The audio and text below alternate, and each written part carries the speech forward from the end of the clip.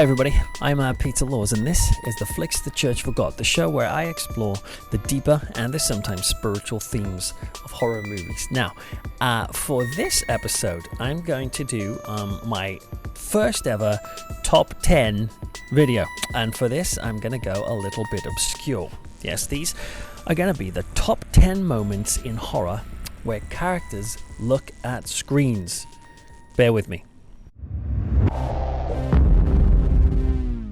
We spend a lot of our time staring at screens in life, as you are doing this very second, so how heartwarming to know that the practice carries on in the world of horror movies. In fact, looking at screens happens so often in horror films that you can almost call them cliche. You know the moment a character is unraveling some sort of mystery and at some point they sit in front of a TV or a computer or microfilm viewer in the library, and as the music swells in the background, we discover some new ominous plot point.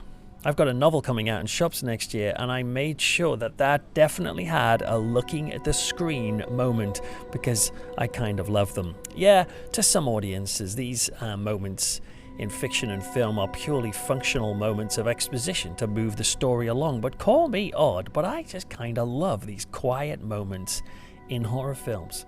And I do remember watching the 10 scenes that I'm about to show you, some of them as a kid, feeling particularly chilled by this device of screen watching.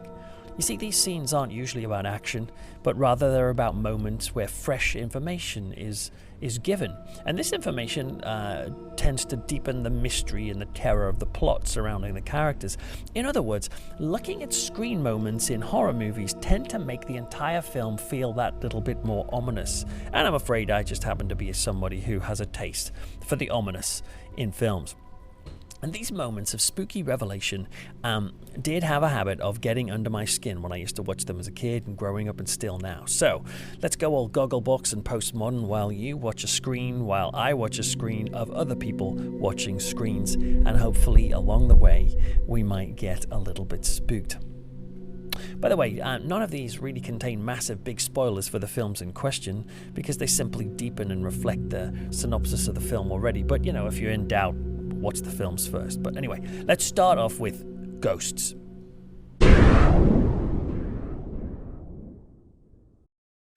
So at number 10, we've got The Changeling from 1980. Now, if this was going to be a top 10 list of the scariest scenes in movies, then there are lots more to choose from this particular film, because for me, The Changeling is probably, in my opinion, the best haunted house movie I've ever seen. So the staring at the screen moment in this film isn't particularly scary, but what it does do is help to deepen the plot of the film because it starts to unravel the history behind the house in question. In the film, George C. Scott plays John Russell. He's a composer who's grieving over the death of his wife and daughter, and so he moves into this massive, forbidding house where strange paranormal activities start to begin. And in the scene you're about to see, he scrolls through microfilm or microfiche, if they call it that, to discover that his grief over his death and his wife and child isn't the only loss that's been felt in that house. No, there are other deaths that linger on. 1909? That's right. I'll set it up for you. Okay. It's all ready to go, and the scanner's on the right. Thank you so much. Let's have a look here. February 9th, these are want ads. Financial paid. Real estate, more want ads. Wait.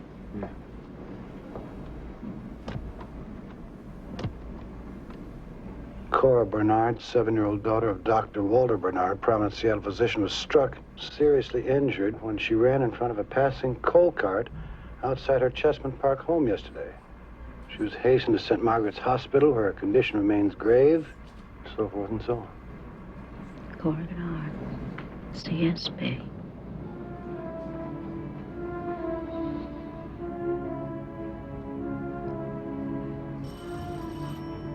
There.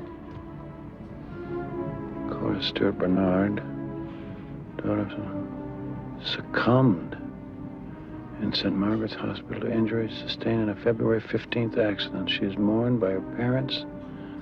Miss Bernard will be interred in a family plot in Brookfield Cemetery. There's the doctor and his wife. There's the brother Lord.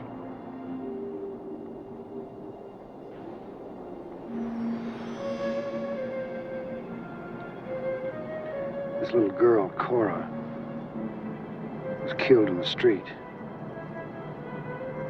It was an accident, almost the same as Kathy.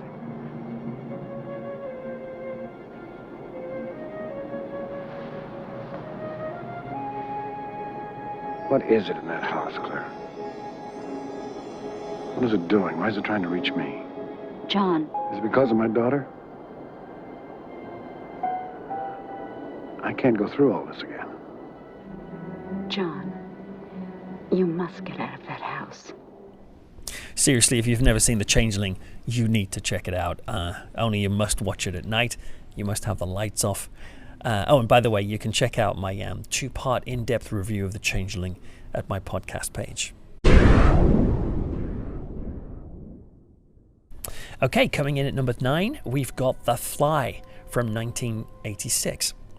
David Cronenberg's remake of The Fly showed Jeff Goldblum's character Seth Brundle, who was building a working teleportation chamber. Excitedly, he believes this will revolutionize world transport, and it does. It would, I mean. But the atoms, basically the atoms of any type of matter can be deconstructed and transmitted and then reconstructed at the other end. Basically a little bit like Wonka TV. Only in one experiment he didn't count on something getting into the teleporter or transporter with him. In this looking at a screen scene, Brundle starts to realize just what it was that got in there with him, and how it might explain why his body is slowly starting to rebel and mutate, why he's growing coarse black hairs on his back, for example. Now, The Fly is a brilliant allegory of the power of disease.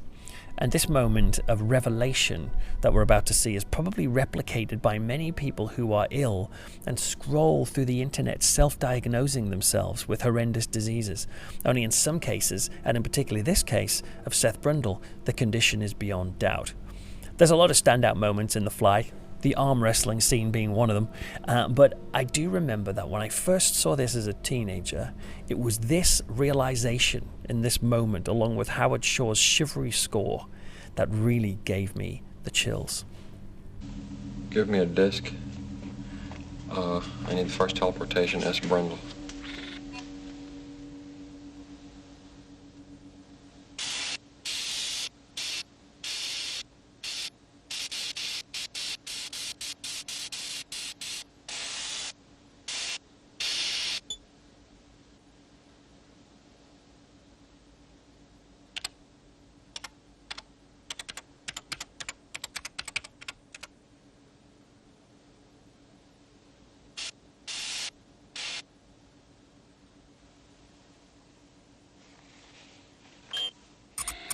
Run sequence.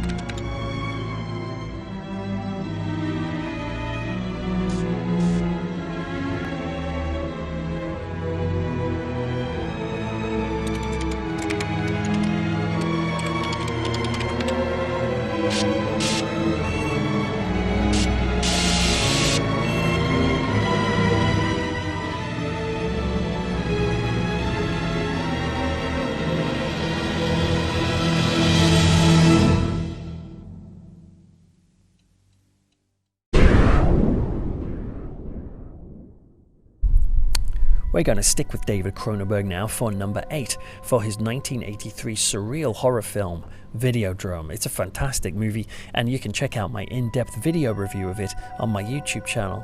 But if there was ever a film that is about the power of looking at screens, it's this. TV programmer Max Wren discovers that the CD exploitation show that he's been seeing on pirated TV is way more powerful than he imagined. It's just that it won't only entertain the viewer, it will warp their entire perception of reality.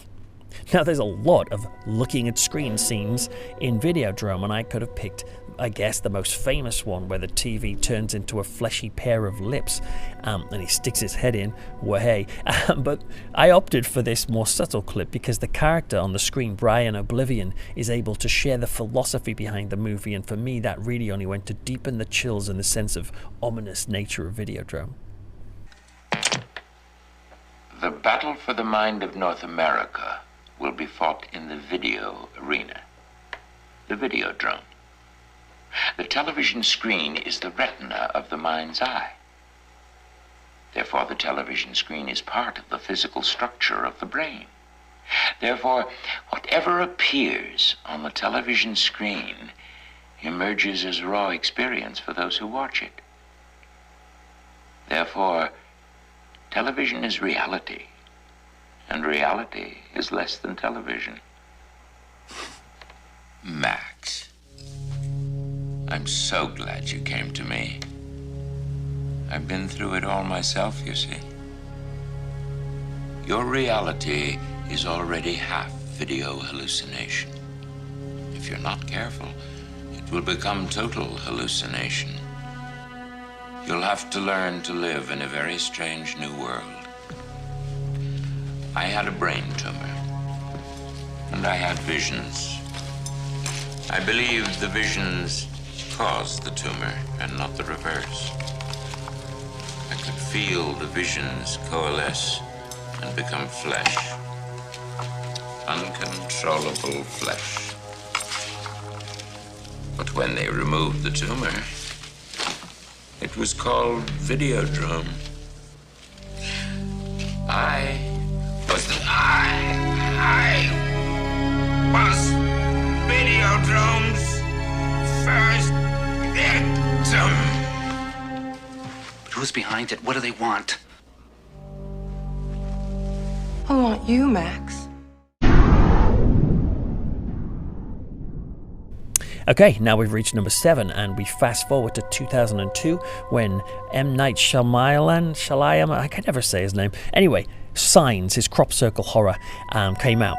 The ending of this flick might have been seen as a bit corny and contrived, but the build-up and the execution of the film I think was pretty darn inspired. There's a bunch of scenes I like in Signs, but here's the one that really got my heart racing when I first saw it in the cinema. Now, watching it back, it's lost some of its power, but the first time I saw it, it was a perfect looking at a screen scene. It deepens the plot, it makes everything feel a lot more ominous with this intense visual of the alien threat. But pay close attention to the score as well, which picks up on a fluttery little motif that's been playing gently before in the film, but now it builds up into this massive crescendo. And also look at Joaquin Phoenix's reaction when he sees this on the screen and he flings himself back from what he doesn't want to compute, he doesn't want to admit to, but it's real. It really pumps the tension into this moment. And also what especially works, look out for this, is the ubiquitous lines that the newsreaders often say. Words that always get you on edge before watching a clip on a screen, though it's difficult to look away. And the words are this: what you're about to see may disturb you. The startling footage we're about to show you was photographed by a 42-year-old, Romero Valadares. This video was taken yesterday afternoon at his son's 7th birthday in the city of Passo Fundo, Brazil. It was sent to the local news bureau there and sent to us via satellite just a few minutes ago. All initial opinions are this is genuine. What you're about to see may disturb you.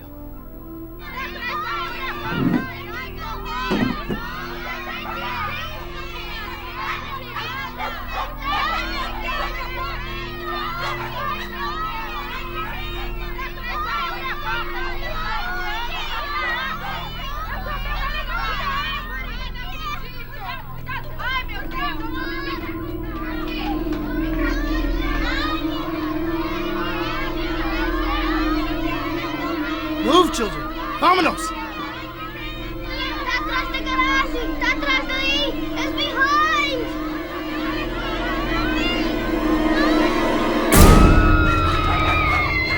Oh!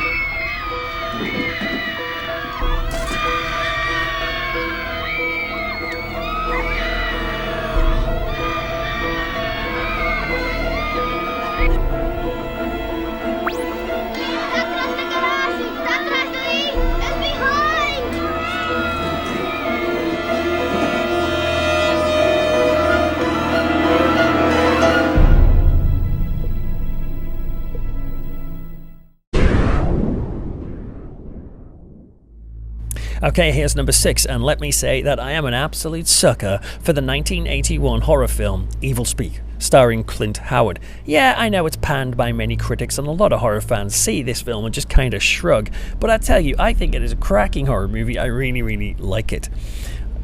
So it's a kind of just a riff on Stephen King's Carrie, where Clint Howard's character Cooper Smith is just picked on so much at a military academy that he takes his bloody revenge in the final reels. But what Evilspeak adds into the mix is computers with clunky buttons, Satanism, and a herd of demonic pigs. Now you can actually check out my in-depth review of Evilspeak at my podcast page, but for now, here's one of the film's several looking at a screen moments.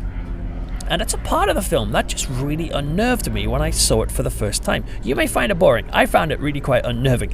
Poor Cooper Smith just wants to get on with making a wooden catapult for his catapult class, I guess. But the students and the staff at his college bully him so much that he's lost all faith in people, and the friendless nobody has to look out for outside help. And where does he get it? In a long-dead devil worshipper called Esteban. And here in this scene, he types in sections of Esteban's diary into his computer and reads back the translations. And I don't know, there's something about the words of Esteban and the fact that they seem to be appealing to this lonely bullied boy, just really creeped me out, especially the last one with its slow zoom. Oh, and it probably didn't help that I was about 11 when I first saw this video nasty that was banned at the time. Oh, anyway, just also check out the flickery green computer screen and the brilliant squelchy synth soundtrack by Roger Kellaway. Do not understand you, Cooper Smith. You have a fine mind. If only you would apply yourself. Well, I do try, sir. Well, you know my model catapult? I'm using one of the computers to check my configurations, so it'll be really accurate. I hope it is for your sake.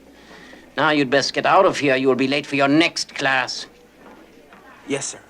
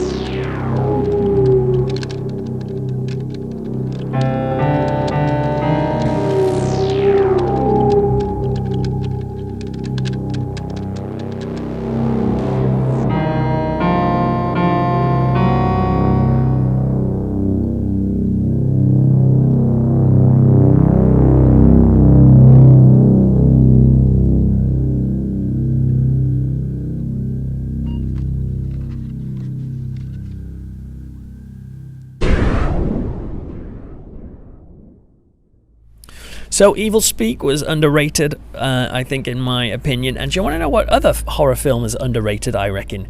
It's the fifth scene on our list from the Amityville Horror, the original. Now, I'd seen a bunch of horror movies when I was young as a kid, but this one scared the crap out of me, and the fact that it was linked potentially to a true case always gave it that added edge. And hey, even if the Lutz's story of the Amityville haunting was made up, I'm undecided on that subject. The DeFeo murders that happened in the house a year beforehand are an absolute matter of fact and record. Now, there's a whole lot of scenes in the Amityville Horror which I personally found scary when I saw it, and I still find it scary now. But the film's looking at a screen moment did really jangle my nerves at the time. Margot Kidder is playing Kathy Lutz, who along with her family have moved into the Amityville home for cheap since it was the site of a horrendous family murder the year before. And now she is terrified of the strange demonic activity that she's starting to see occurring in her home. But what is worse and what's more unsettling is that her husband's personality, James Brolin, is changing. He's becoming more and more angry. He's got a murderous look in his eye. And so in this scene, she does the ubiquitous searching through the local newspapers on microfilm, and she looks back into the history of the murders of the house. But she finds a picture of the killer, Ronald DeFeo, only she sees the face of her husband, George, there instead. Or rather, she realizes that her husband, George, is slowly becoming Ronald DeFeo, or at least he is becoming possessed by the same demon that fueled that horrendous murder of the DeFeos 12 months before. Yeah, okay, it's kind of cheesy and melodramatic, this scene, but I still love it. Oh, and this clip gets bonus points for how adorable Margot Kidder looks in her giant glasses. I think this has all the good stuff. I mean the major coverage. If there's anything else that you need to want to see, I'll go back there and get it. No, I think this should be fine. And that's what I thought. This is the November 14th issue. That's the day after the murders. Now that crank over there, you turn that crank and that one there? Right there. It advances the film. Fine. Each frame is a whole page. And to get it in focus, you just turn this knob right here. Okay, I've got it. Yeah. Okay? You all set now? I'm fine. Good.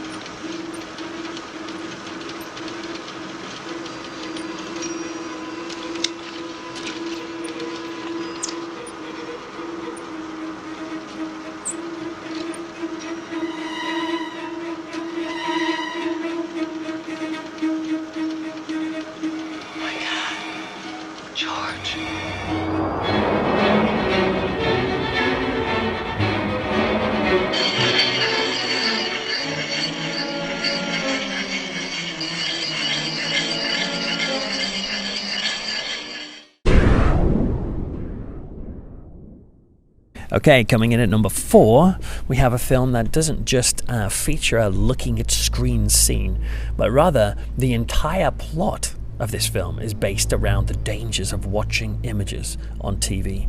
In Ringu, I don't think that's how you pronounce it, though it sounds like Pingu. It was later remade in Hollywood as The Ring. This film features a cursed videotape that anybody who looks at it will soon die. It's a popular idea in Japanese horror at the time that technology might be the conduit for supernatural forces. Now, it's all hinged here on a long-haired woman who lives in a well. These days, the old Japanese lady with long, lank, hanging black hair is as cliche in horror as a car breaking down outside a haunted house. So it's very easy to forget how much this looking at a screen moment scared the heck out of people when it was first screened back in 1998.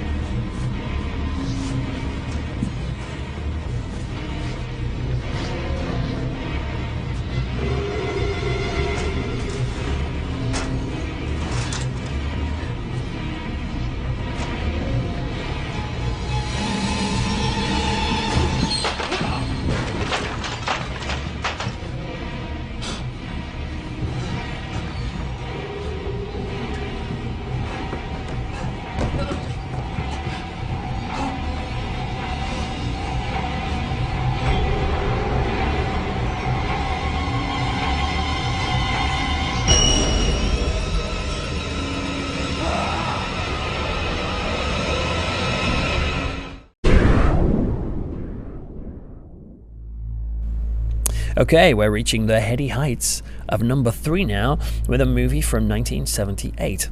The 1970s was a hotbed of paranormal interest, from UFOs, the Bermuda Triangle, psychic phenomena in particular, which is what this film's about. Uri Geller and others were wowing the world with spoon bending and mind power, and naturally the horror world didn't take long to dive into this psychic fun with films like the aforementioned Carrie, The Sender, Patrick, among many, many others. But here's the looking at a screen moment from one of my absolute favorite psychic horror movies, and that is The Medusa Touch. Now, this is I think a fairly underrated horror thriller starring the mighty Richard Burton, who plays a man who has the power to create catastrophe with his mind. And throughout the film, we see he's able to just cause plane crashes and suicides just with the power of thought. It's a really chilling, exciting film, I think. And this looking at a screen scene really gets to the heart of the 70s fascination with psychic phenomenon. Basically, what's happening here is that the policeman who's investigating Richard Burton's character is given a videotape with evidence of mind power. Now, there's way more creepy and noteworthy moments in The Medusa Touch, but this screen moment does help to establish that Burton might not be the only one in the world with the power to create catastrophe through thought. And that idea, this idea of truly dangerous minds existing and being a growing worldwide phenomenon, is an interesting part of the film, and which is, of course, what David Cronenberg would run with a few years later with Scanners.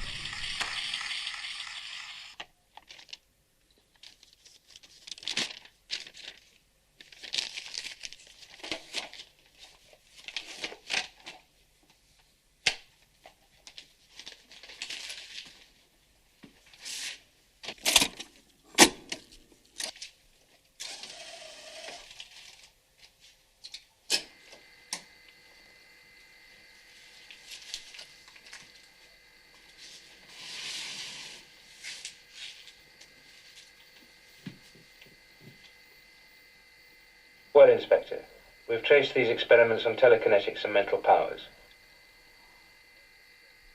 The first one is fairly familiar. It demonstrates the power of the mind to dominate pain. It's in the tradition of lying on spikes and walking on hot coals. This second experiment is much more interesting. The boy's head is linked to a kind of scoreboard. By the power of his thoughts, he can turn on lights and ring bells.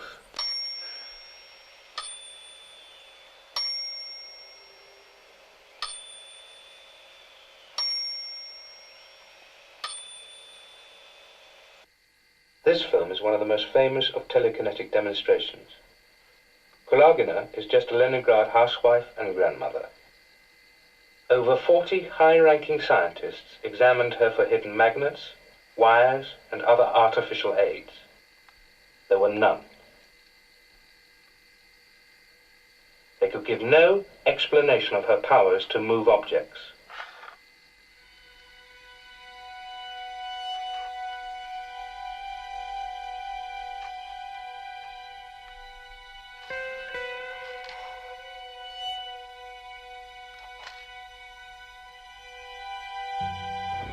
Lastly, and the most dramatic,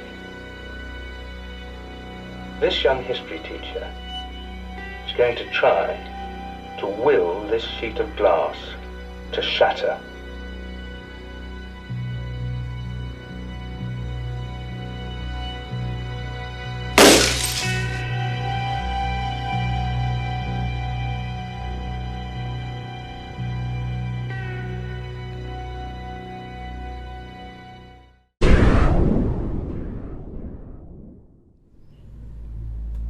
Okay, folks, so we now come to what I would say is my scariest looking at a screen moment.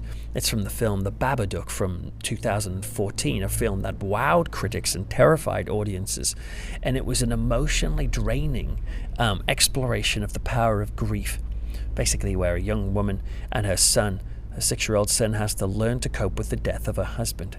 Now, if you want my in-depth review of The Babadook, you can check out my YouTube channel, but just in a nutshell, it is a really draining, emotionally and frightening experience. And funnily enough, I found that the scariest moment in the film was its looking at a screen moment. There's a few others, but it's this one in particular I want to show you.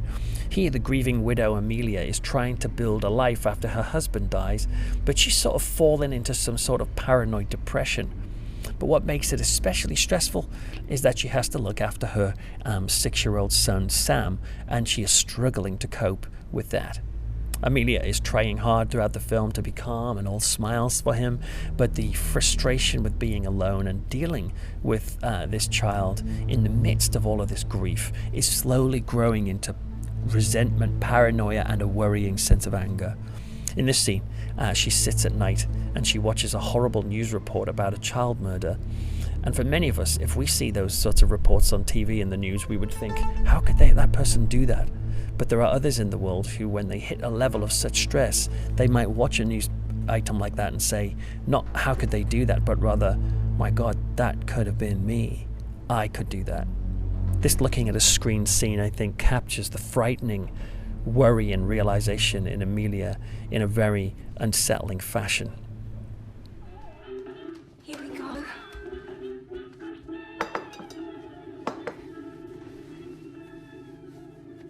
There's more where that came from.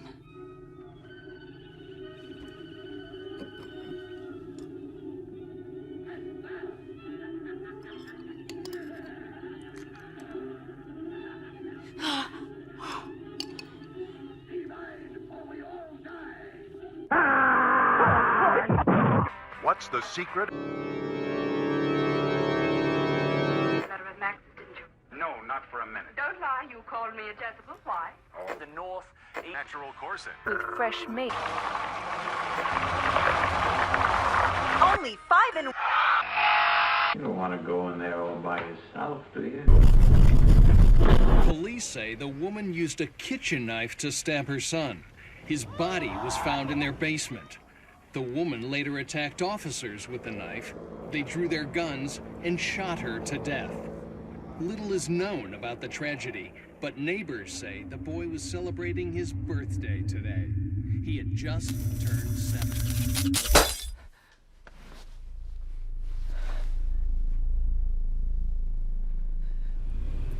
Oh my word, that facial expression, that smile on her face. I just watched that again last night, that scene, and afterwards I had to switch out the lights downstairs, and I just kept imagining her like grinning out of the conservatory windows. It's cool though. Anyway, by the way, that clip isn't a really big spoiler of the film or anything, so if you haven't seen The Babadook, you can still check it out. I haven't shown a lot of it. It's on Netflix in the UK at the moment, incidentally. Hello, I just have to interrupt my own video for a second, because when I edited this and I got back home, I suddenly realized I had missed out a classic looking at screen moment in horror, which I didn't include in my top 10 list, and therefore I'm putting in a sort of a 0.5 between 2 and 1 clip, because you cannot look through looking at screen moments in horror without addressing Halloween 3 Season of the Witch. I can't believe I didn't think of it earlier when I was doing this. Basically the idea that little kids are going to buy these pumpkin-headed mask things and witch masks and skull masks, and behind them they've got these little silver shamrock dials on the back, and when they watch the screens, they watch the magic pumpkin on Halloween night, it will set off some weird Stonehenge-based signal which will turn their heads. Well, you'll see. Here is a classic example of a screen moment. All right, roll it.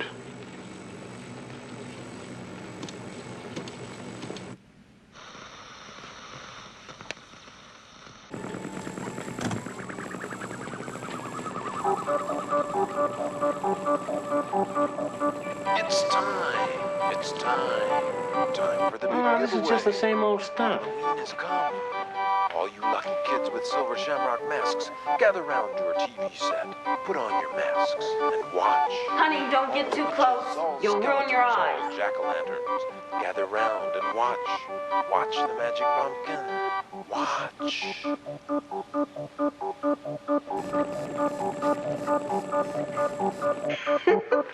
I think this whole thing is a big joke. I mean, look at this. I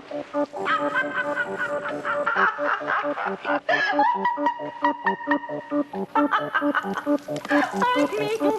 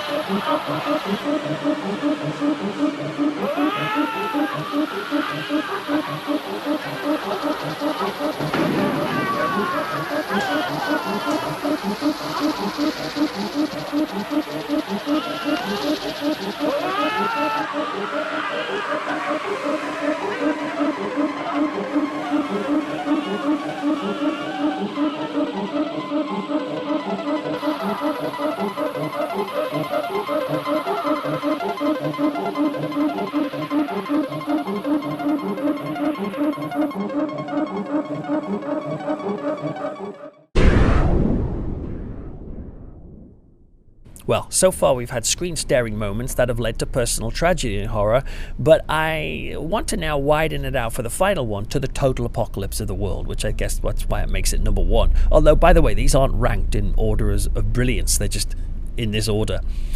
For that, we turn to John Carpenter's The Thing from 1982. You can check out my in-depth review of that film on my you're getting the theme here, on my podcast page, by the way.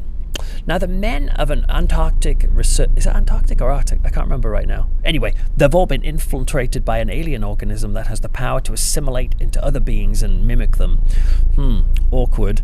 And here the station's doctor taps facts into his computer to extrapolate how fast this contagion would spread if it ever reached civilization. The Thing is a brooding, bleak film anyway, but I found that this looking at a screen moment was one of the most ominous parts of the whole movie, because basically it's the realization that this alien creature wasn't just spelling the end for these unfortunate men, but actually they had just stumbled onto the death sentence of the entire planet.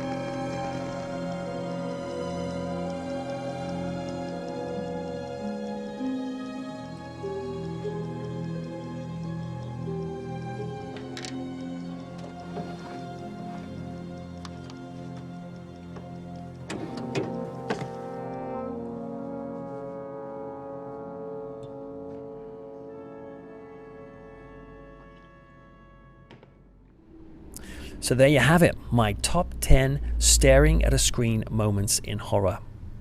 You know, I'm not really sure why I like these looking at a screen scenes, but I reckon it might be because I do love action and suspense and spectacular set pieces in horror, but I personally find myself drawn to the themes and the ideas behind the horror movies themselves. That's what creeps me out the most, and that's one of the reasons I present this show, to dig into the deeper ideas of scary films. And perhaps that's why I've also got a soft spot for these looking at a screen moments, because they are the times, I think, in horror films when the pace slows down just for a few minutes so that the audience firstly can take in some new plot information. That's very important, but also so that they can really get to grips with the gravity of how bad the situation is in the film. In The Fly, we're left with this devastation word, fusion. You know, the melding of animal and insect at a subatomic level. In the Amityville Horror, we're thrown into the theme of demonic possession and the idea of a spirit of hate and violence warping the world. In my cool little film Evilspeak, which I like, we learn the only hope this poor guy in the world has is an ancient devil worshipper who believes that Satan is God. And in The Babadook, we're confronted with the idea that given the right conditions, we could all snap, and the fear of what that could do, what we could do in situations where we lose our minds. That's chilling. When you watch films, it's worth looking out for these looking at a screen moments, because they can help you work out and whittle down the entire film to its essential messages, to its deepest themes. Now, of course, there's plenty of other on-screen examples in horror movies I could have shared. For example, the one that really came to mind was the harrowing and really quite horrible moment in Henry, Portrait of a Serial Killer, where two sociopaths are watching the crimes they videotaped, and that scene shows them as horribly voyeuristic, until we realize that the audiences, like us as the audience, are doing exactly the same thing we are. We're sitting watching them watching their own work. I decided not to include that scene because personally I find it quite disturbing. Or there's other on-screen moments that didn't quite make the cut, like the gorgeous Brian De Palma thriller Blowout, where John Travolta's character stares at a screen as he tries to match up a sound recording to solve a political murder. But, that's not really quite horror, so I couldn't really put it in the list, so alas, it hit the cutting room floor. But rest assured, as long as scriptwriters want to reveal important plot information to the viewers without having a character clumsily coming in and saying it is exposition, then we're always going to have these staring at a screen moments in fiction and film. And I think that suits me completely fine because, as you can probably see already, I think they can be really effective mechanisms not only to deepen plot, but also to creep us out. And look, if you like looking at screens, then you've come to the right place, because you can subscribe to my YouTube channel and watch a whole bunch of videos, including my in-depth horror movie reviews and also some horror movie song covers. And I also have, if you don't want to look at screens, you can listen to my podcast. If you're up for it, you can follow me on Twitter at RevPeterLaws, or you can visit the website, theflicksthechurchforgot.com. Or you can read my monthly horror movie column in the Fortune Times magazine, available in all good newsagents now. But until next time, look out and remember, the next time you're looking at a screen, don't forget that in all likelihood these days, that screen is probably looking back at you. And also, don't forget the flicks the church forgot.